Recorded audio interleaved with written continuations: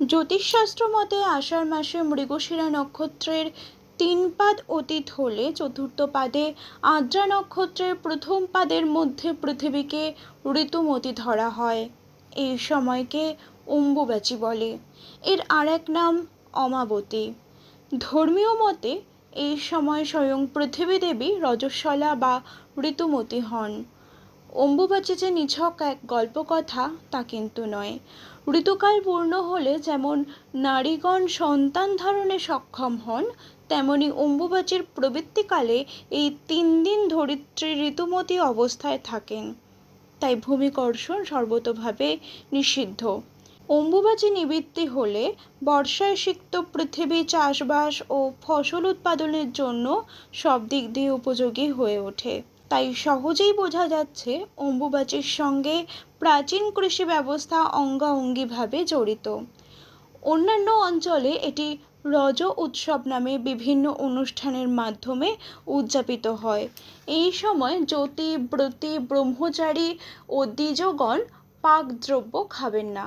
বিধবাগণ অগ্নিস্পর্শ করবেন না। দূর দেশে যাত্রা ও কোনো রকম মঙ্গলানুষ্ঠানও শাস্ত্রমতে এই সময় পালন করতে নেই। এই সময় দেবীর মন্দির বন্ধ থাকে। 3 দিন পর চতুর্থ দিন দেবীর মন্দির খুলে দেবীর স্নান পূজাদি সম্পন্ন করা হয়।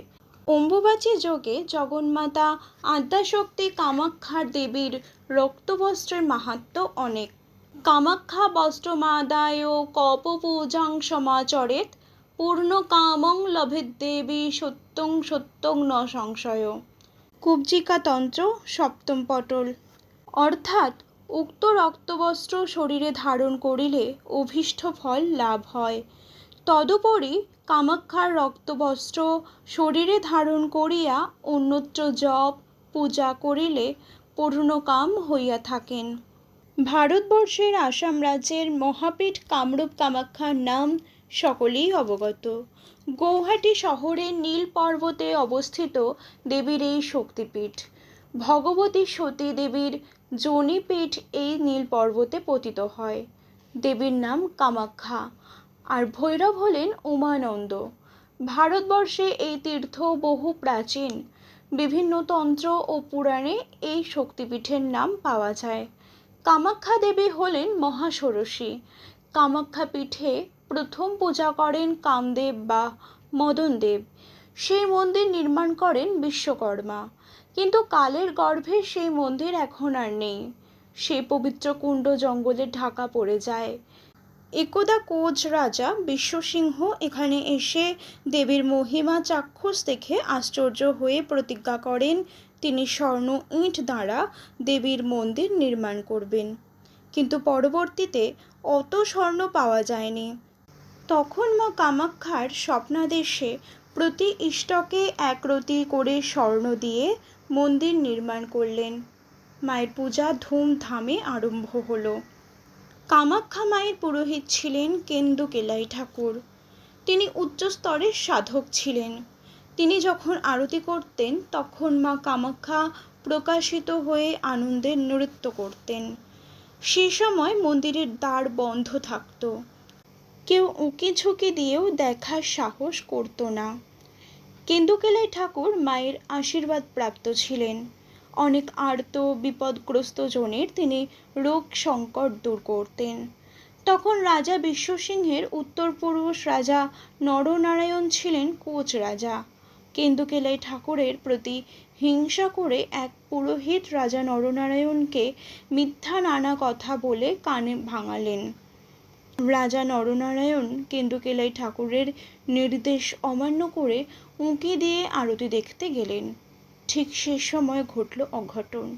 মা কামাখ্যা ক্রুদ্ধা হয়ে সেই পুরোহিতের মাথায় চপেটাঘাত করলেন আর নরনারায়ণকে শাপ দিয়ে বললেন, রাজা, তুমি বা তোমার বংশধরেরা কখনো নীল পর্বতে এলে তোমাদের বংশ লোপ পাবে। এই মুহূর্তে তুমি নীল পর্বত থেকে চলে যাও। অসৎ উপায়ে মাকে দর্শন করতে গিয়ে কোচ রাজা যে শাপ পেলেন, এখনও কোচ রাজার বংশধরেরা নীল পর্বতে আসেন না। পর্বত দর্শন করেন না। এরপর থেকে মায়ের মন্দিরের সেবা কাজ কোচ রাজাদের থেকে আহোম রাজাদের হাতে আসে। এই হলো কামাখ্যা পীঠের সংক্ষিপ্ত কাহিনী। দেবী কামাখ্যার পঞ্চমূর্তি ও অষ্টযোগিনী আছে। পঞ্চমূর্তি হল কামাখ্যা, কামেশ্বরী, ত্রিপুরা, শারদা, মহোৎসহা। অষ্টযোগিনীরা হলেন কোটিশ্বরী, গুপ্তকাশী, শ্রীকামা, বিন্ধ্যবাসিনী, পাদদুর্গা, দীর্ঘেশ্বরী, ধনস্থা ও প্রজটা। কামাখ্যা ধামে অম্বুবাচীকে কেন্দ্র করে বিশাল মেলা বসে। এই সময় বহু সাধু সন্তদের আগমন হয়। পীঠাচ্চনং মহাদেবী যত্র সিদ্ধিরনুত্তমা, পীঠানাং পরমং পীঠং কামরূপং মহাফলম, তত্র যৎক্রিয়তে পূজা সকৃদাপি মহেশ্বরী, বিহায় সর্বপীঠানি তস্যদেহে বসাম্যহম। হে মহাদেবী, পীঠের মধ্যে শ্রেষ্ঠ পীঠ কামরূপ। এখানে পূজা করলে অনুত্তমা সিদ্ধি লাভ হয়। এই পীঠে যে ভক্তি ভরে স্থির চিত্তে পূজা করে, সমস্ত পীঠ অবকাশ করে আমি শিব তাহার হৃদয়ে অবস্থান করি। গতকাল শুরু হয়েছে অম্বুবাচী। ঋতুমতী হয়েছেন মা কামাখ্যা। 4 দিন বন্ধ থাকবে কামাখ্যা মন্দির। এই সময় যে মা জেগে উঠেছেন তাঁর দর্শন বারণ, ছোঁয়া বারণ। জনিপীঠ ঢাকা থাকবে লাল পাড় সাদা শাড়িতে। মা যখন ধরা ছোঁয়ার বাইরে, তখনই মন্দির চত্বরে উৎসবে মেতে উঠবে ভক্তরা। 4 দিন ধরে চলবে অম্বুবাচীর মেলা। তান্ত্রিক অঘোরদের আখড়া জমে উঠবে। এই সময় যে মা সবচেয়ে জাগ্রত। সঠিক তন্ত্র সাধনায় অভীষ্ট ফল মিলবেই মিলবে। কিন্তু এই রীতি তো বহু শতাব্দী প্রাচীন, সকলেরই জানা। মা কামাখ্যার জনিপীঠের উপর বিছিয়ে দেওয়া সাদা কাপড় কিভাবে 4 দিন পর লাল হয়ে ওঠে তা নিয়ে বিতর্ক যুক্তিতর্ক থাকলেও একবিংশ শতাব্দীতে এসে সেসব সরিয়ে রেখে বছরের পর বছর আষাঢ় মাসে পালিত হয়ে চলেছে অম্বুবাচী। বৈজ্ঞানিক বিশেষজ্ঞরা কামাখ্যা মন্দিরের নিচ দিয়ে বয়ে যাওয়া ব্রহ্মপুত্র নদের বর্ষাকালে ফুলে ওঠা আর সেই জলে সারা বছর সিঁদুর কুমকুমে পূর্ণ মা কামাখ্যার যোনি ধুয়ে যাওয়া জলে সাদা কাপড় লাল হয়ে ওঠার তত্ত্ব দিলেও ধর্মীয় বিশ্বাসের কাছে তা ধোপে টেকেনি। নতুন করে অম্বুবাচীর প্রাক্কালে তাহলে কেনই বা আলাদা করে মনে করিয়ে দিচ্ছি সেই রীতির কথা? কামাখ্যার অম্বুবাচী পালন নিয়ে সারা দেশ উৎসবে মাতলেও প্রায় অজানাই থেকে গিয়েছে ওড়িশার রজ পরব। ধরিত্রী মা ঋতুমতী হওয়ার আনন্দে গোটা ওড়িশা জুড়ে যে উৎসব পালিত হয়, রাজ্যের বাইরে পৌঁছয় না তার খবর। জগন্নাথের স্নানযাত্রা, অমাবস্যা কেটে যাওয়ার পর রথযাত্রায় দেশ বিদেশের ভক্ত সমাগমের খবর সারা বিশ্বে ছড়িয়ে পড়লেও আড়ালেই থেকে গিয়েছে তার মাঝে হওয়া রজ পরব।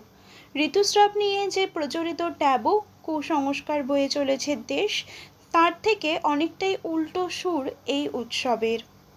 আষাঢ় মাসে সূর্য মিথুন রাশিতে প্রবেশের সময় ঋতুমতী হয়ে ওঠেন ভূদেবী। পুরাণ মতে কাশ্যপ প্রজাপতির কন্যা ভূদেবী। উর্বরতার দেবী ভূদেবীকে রামায়ণে ব্যক্ত করা হয়েছে সীতার মা হিসেবে। আবার তামিল সাধু কবি অন্ডালের রচনা অনুযায়ী এই ভূদেবী দাপর যুগে আবির্ভূত হয়েছিলেন সত্যভামা রূপে, যখন তিনি শ্রীকৃষ্ণের স্ত্রী। ওড়িশায় জগন্নাথের স্ত্রী হিসেবেই পূজিত হন ভূদেবী। মেয়েরা এই সময়টায় শারীরিক মানসিকভাবে অনেক অসুবিধার মধ্যে দিয়ে গিয়েও সব কাজকর্ম সামলান। এই সময় তাদের প্রয়োজন যত্ন, খুশি থাকা। তাই নিয়েই ওড়িশার এই বিশেষ উৎসব। 4 দিন ব্যাপী এই উৎসবের চতুর্থ দিনে স্নান করেন ভূদেবী। প্রথম দিনকে বলা হয় পহিলি রজ, দ্বিতীয় দিন মিথুন সংক্রান্তি, সূর্যের মিথুন রাশিতে প্রবেশ করার দিন, তৃতীয় দিন ভূদহ বা বাসি রজ এবং চতুর্থ দিন বসুমতী স্নান। প্রাচীনকাল থেকেই এই 4 দিনব্যাপী উৎসব পালিত হয়ে আসছে ওড়িশায়। পৃথিবী এই সময় পুনরুজ্জীবনের মধ্যে দিয়ে যায়। এই সময় তার প্রয়োজন বিশ্রাম ও বিশেষ যত্ন। মেয়েদের তাই বিরত রাখা হতো কৃষি এবং গৃহস্থালির মতো কাজ থেকে। এই 3 দিন শুধুই তাদের আরাম করা, পছন্দের খাবার খাওয়া, যত্ন আর প্রশ্রয় পাওয়ার সময়। ওড়িশার বিভিন্ন প্রান্তে মেলায় ঘুরে, সাজগোজ করে, দোলনায় ঝুলে এই সময় উপভোগ করেন মহিলারা। প্রাচীন রীতি মেনেই বর্তমানে বিভিন্ন অফিস কর্পোরেটেও মেয়েদের জন্য থাকে এই সময় বিশেষ ব্যবস্থা। উপহার, বিশেষ খাওয়া দাওয়ার ব্যবস্থা করা হয় বিভিন্ন সংস্থায়। সারা দেশে যে সময়টায় মেয়েদের অচ্ছুত করে রাখার প্রক্রিয়া, স্বাভাবিক শারীরিক প্রক্রিয়ার সেই সময় যে খুশি আরামের প্রয়োজনের কথা চিকিৎসকেরা বলে থাকেন, তার প্রতিফলন দেখা যায় ওড়িশার এই উৎসবেই। আঞ্চলিক ভেদাভেদে পৃথিবী কখনো শাক্ত দেবী কামাখ্যা, কখনো বা বিষ্ণু পুরাণে পূজিতা ভূদেবী সত্যভামা। যে প্রান্তে যে রূপেই পূজিত হন না কেন, সমাজের প্রতিফলনটা একই। পৌরাণিক পুরুষ ও প্রকৃতির রমণে যে ঘাম ঝরে, তার থেকেই পৃথিবীর বুকে ঝরে পড়ে বৃষ্টি। সেই বৃষ্টি পৃথিবীকে উর্বর করে তোলে। এই সময় থেকেই শুরু হয় কর্ষণ, বীজ বপন। কৃষিভিত্তিক সমাজে তাই আষাঢ়ের আগমন ছিল জীবনযাপনের সবচেয়ে গুরুত্বপূর্ণ অংশ।